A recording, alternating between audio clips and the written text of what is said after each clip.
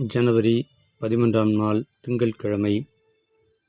இன்றைய புனித இலோரியார். இன்றைய முதல் வாசகம்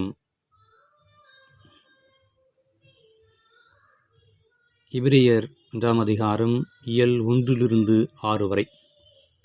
பலமுறை பல வகைகளில் முற்காலத்தில் இறைவாக்கினர் வழியாக நாம் மூதாதையரிடம் பேசிய கடவுள் இவரது நாட்களில் தம் மகன் வழியாக நம்மிடம் பேசியுள்ளார். இவரை எல்லாவற்றுக்கும் உரிமையாளராக்கினார்.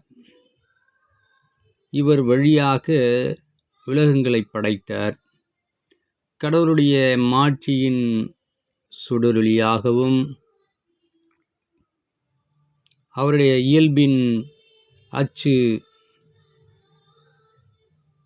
பதிவாகவும் விளங்கும் இவர் தம் வல்லமை மிக்க சொல்லால் எல்லாவற்றையும் தாங்கி நடத்துகிறார். மக்களை பாவங்களிலிருந்து தூய்மைப்படுத்திய பின்பு விண்ணகத்தில் இவர் பெருமைமிக்க கடவுளின் வலப்பக்கத்தில் வீற்றிருக்கிறார். இவ்வாறு இறைமகன் வானதுதரை விட சிறந்ததொரு பெயரை உரிமைப்பேறாக பெற்றார்.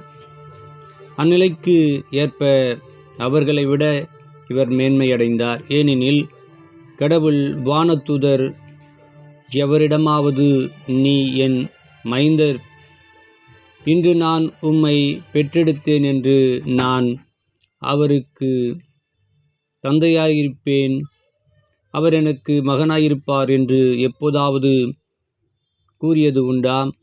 மேலும் அவர் தம் முதற்பேறான இவரை உலகிற்கு அனுப்பிய பொழுது கடவுளின் தூதர் அனைவரும் அவரை வழிபடுவார்களாக என்றார்.